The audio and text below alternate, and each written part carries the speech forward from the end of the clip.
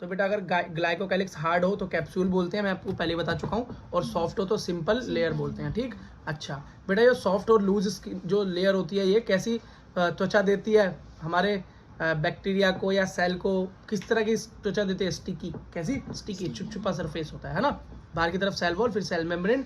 बेटा glycocalyx, cell wall, cell membrane, तीनों चीज़ों को मिलाकर हम सेल एनवेलप बोलते हैं। ठीक है, अब बेटा अगली चीज़ देखो। अब एक बात देखो बेटा जो ये तीनों लेयर होती हैं आपस में बड़ी टाइट बंधी होती है। कैसी होती है? बड़ी टाइट बॉन्ड होती हैं, वेरी टाइट बॉन्ड। यहाँ तो बेटा खुला खुला दिखाना पड़ेगा ना आपको पढ़ाने के लिए। थिक बॉन्ड होती हैं। ये क्या है? केमिकली मतलब कॉम्प्लेक्स है, मतलब अलग अलग केमिकल से बनी है तीनों की तीनों। सेल वॉल की बात करें तो वो पेप्टाइडोग्लाइकेन से बनी है, या पेप्टाइडोग्लाइकेन से बनी है। ये क्या है? शुगर और अमीनो एसिड। बेटा इनके बारे में आपको और ज़्यादा समझ में आएगा जब अभी आप बायोमोलिक्यूल पढ़ोगे ना नेक्स्ट चैप्टर, तो बने रहना चैनल पे, तो देखना आपको कितनी अच्छी तरीके से ये चीज़ें रट जाएंगी। अभी मुश्किल लग रही है सुनने में, आगे मेरे चैप्टर में क्या लगेगा? हलवा पूड़ी लगेगा। देखो बेटा अब सेल मेम्ब्रेन की बात करें तो वो लिपिड्स की बनी है। लिपिड्स मतलब फैट और प्रोटीन की बनी है। ठीक है, और ये क्या है? सिलेक्टिव परमिएबल, मतलब किसी किसी चीज़ को अंदर और बाहर, हाँ हर किसी को अंदर बाहर नहीं जाने देती है। ऐसे सेल पे डिब्बे मर जाएगी जैसे वाटर, है ना। अगली चीज़ देखो बेटा, अब बात करते हैं बेटा राइबोसोम की। किसकी बात करते हैं? राइबोसोम की।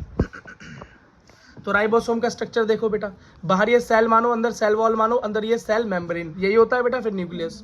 देखो बेटा सेल मेम्ब्रेन पे अंदर ये क्या दिखाई दे रहा है आपको? गोल गोल ब्रिज स्ट्रक्चर दिखाई दे रहे हैं, तो बेटा यही है राइबोसोम। ये कहाँ जुड़े होते हैं? प्लाज्मा मेम्ब्रेन से जुड़े होते हैं। तो प्लाज्मा मेम्ब्रेन, सेल मेम्ब्रेन एक ही बात है। कहाँ जुड़े होते हैं? प्लाज्मा मेम्ब्रेन पे। फिर ये इनका टाइप क्या होता है बेटा? इनका टाइप होता है 70S। प्रोकैरियोट की बात हो रही है, याद रखना 70S होता है राइबोसोम। अब बोलोगे भैया 70S क्या है? बेटा आपकी बायोलॉजी की बुक में पहले बताया जाता था, अब इसके बारे में ज़्यादा बातें करी नहीं जाती, बस थोड़ा सा ही जो बता रखा है उसके बारे में बताता हूँ। बेटा ये दो पार्ट में डिवाइड होता है, एक होता है 50S, एक होता है 30S। स्मॉल होता है 30S, लार्ज होता है 50S। नजर आ ही रहा है। अब बोलोगे ये है क्या? एस।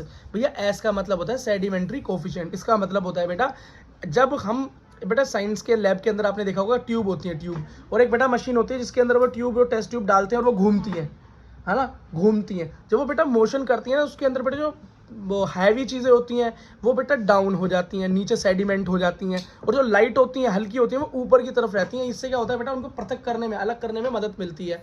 तो आप खुद देख लो, इसलिए बेटा सेडिमेंट्री कोफिशिएंट बोलते हैं।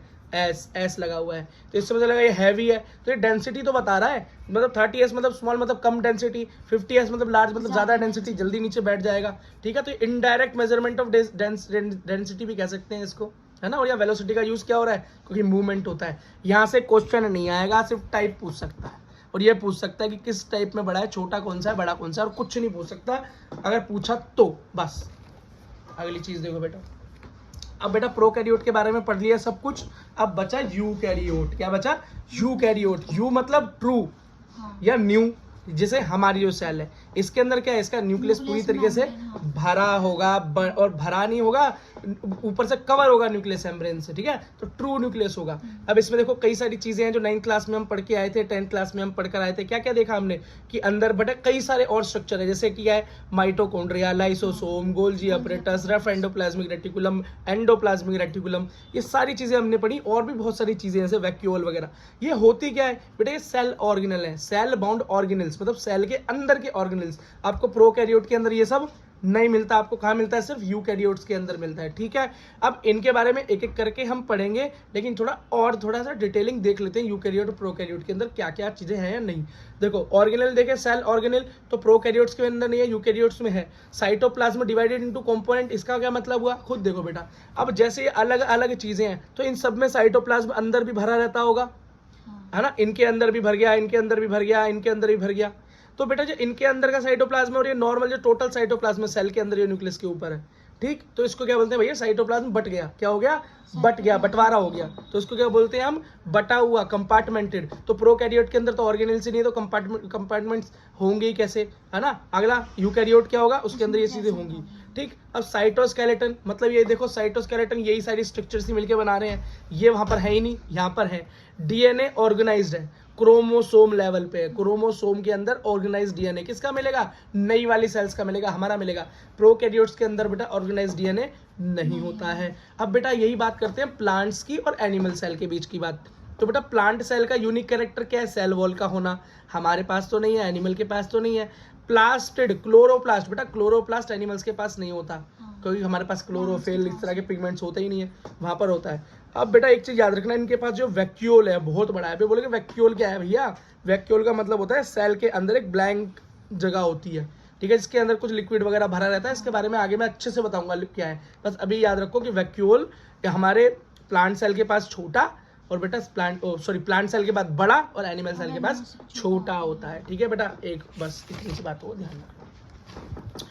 अब बेटा एक चीज देखो, ये जो हमारे मैंने आपको जितने भी ऑर्गेनल्स बताए ये दो जगह डिवाइडेड है, दो जगह डिवाइडेड है। एक को बोलते हैं एंडोमेम्ब्रेन सिस्टम और एक को बोलते हैं नॉन एंडोमेम्ब्रेन सिस्टम।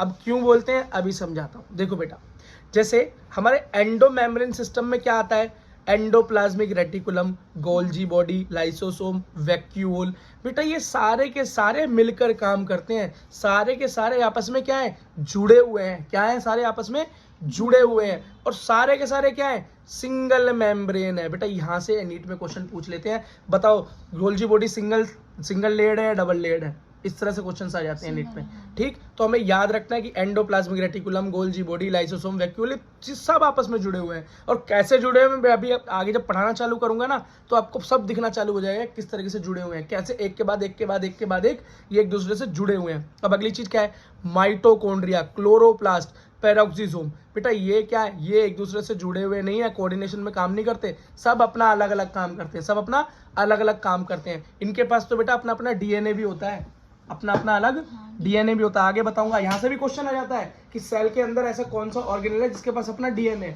इस तरह का क्वेश्चन भी बेटा आ जाता है। तो बहुत बेसिक क्वेश्चन है ना। अगला देखो, लेकिन बेटा याद रखना ये सब मिलकर काम तो करते हैं, जुड़े हुए तो हैं, लेकिन काम ये भी अलग अलग करते हैं, लेकिन करते हैं मिलकर ये, लेकिन अपना अलग अलग काम करते हैं, ठीक है, और है भी अलग अलग। अब बेटा सबसे पहले हमें पढ़ना है एंडोप्लाज्मिक रेटिकुलम।